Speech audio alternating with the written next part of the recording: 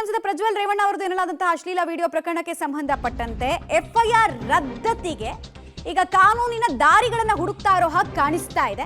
H D. Revanna ಹಾಗೂ Prajwal Revanna FIR ರದ್ದತಿಗೆ high court ಮೊರೆ ಹೋಗ್ತಾರೆ ಅಂತ ಹೇಳಲಾಗ್ತಾ ಇದೆ. ಇಂದು ಹೈಕೋರ್ಟ್ಗೆ ಅರ್ಜಿಯನ್ನ ಇದೇ ವಿಚಾರವಾಗಿ ಸಲ್ಲಿಕೆ ಮಾಡ್ತಾರೆ. ಆ ಮೂಲಕ ಕಾನೂನು ರಕ್ಷಣೆ ಪಡೆಯುವಂತಹ ಕಾನೂನು ದಾರಿಗಳನ್ನ ಹುಡುಕ್ತಾ ಇದ್ದಾರೆ. ಎಚ್.ಡಿ. ರೇವಣ್ಣ ಅವರಿಂದ ಕೂಡ ಅರ್ಜಿ ಸಲ್ಲಿಕೆ ಆಗುವಂತಹ ಸಾಧ್ಯತೆ ಇದೆ. ಬಟ್ ಇದನ್ನ ಕೋರ್ಟ್ ಹೇಗೆ ಕನ್ಸಿಡರ್ ಮಾಡುತ್ತೆ, ತೀರಾ ಸೆನ್ಸಿಟಿವ್ ಕೇಸ್ ಆಗಿರೋದ್ರಿಂದ ಹೇಗೆ ಕನ್ಸಿಡರ್ ಮಾಡುತ್ತೆ ಮತ್ತು ಇವ್ರು ಯಾವ ಗ್ರೌಂಡ್ಸ್ ಮೇಲೆ ಎಫ್ಐಆರ್ ರದ್ದತಿಗೆ ಕೋರ್ತಾರೆ ಅನ್ನೋದು ಈ ಕ್ಷಣಕ್ಕೆ ಇರುವಂತಹ ಕುತೂಹಲ. ಇಲ್ಲಿ ತನಕ ಅರ್ಜಿ ಹಾಕಿಲ್ಲ, ಬಟ್ ಕಾನೂನು ದಾರಿಗಳನ್ನ ಹುಡುಕ್ತಾ ಇದ್ದಾರೆ ಅನ್ನೋದು ಸ್ಪಷ್ಟ ಆಗ್ತಾ ಇದೆ. ಹಾಗಾದ್ರೆ ರೇವಣ್ಣ ಮತ್ತು ಪ್ರಜ್ವಲ್ ವಿರುದ್ಧ ಎಫ್ಐಆರ್ ದಾಖಲಾಗಿದೆ ಅಂತ ನಾನು ಹೇಳ್ತಾ ಇದ್ದೆ. ಆರೋಪಿ number 1, accused number 1 HD. Revanna ಅವರು ಕೂಡ ಕಾನೂನು ದಾರಿಗಳನ್ನ ಹುಡುಕ್ತಾ ಇದ್ದಾರೆ.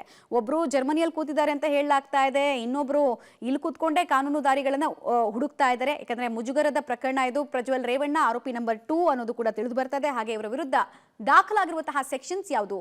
ಐಪಿಸಿ ಸೆಕ್ಷನ್ 354A ಲೈಂಗಿಕ ಕಿರುಕುಳದ ವಿಚಾರವನ್ನ ಇಲ್ಲಿ ಪ್ರಸ್ತಾಪ ಮಾಡುತ್ತೆ ಈ ಸೆಕ್ಷನ್. ಐಪಿಸಿ ಸೆಕ್ಷನ್ 354D ಮಹಿಳೆಗೆ ಮುಜುಗರ ಆಗುವಂತೆ ಹಿಂಬಾಲಿಸೋದನ್ನ ಕೂಡ ಇಲ್ಲಿ ಸೆಕ್ಷನ್ ದಾಖಲಿಸಲಾಗಿದೆ.